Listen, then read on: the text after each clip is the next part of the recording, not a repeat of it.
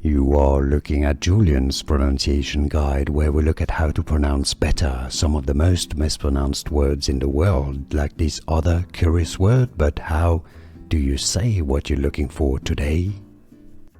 Let's learn once and for all how to pronounce this word in English.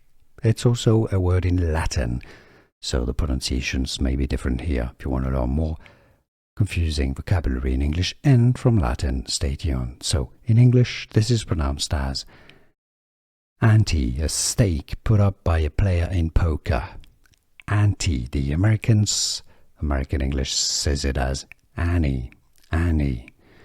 Now, in Latin, this is pronounced ante, ante. Therefore, if you're using it in Latin or in a Latin phrase, ante. But in English, ante is the correct pronunciation. Here are more videos on how to pronounce more confusing words and names too many mispronounced. Like this video if you found it useful. I appreciate your support. I'll see you soon and thanks for watching.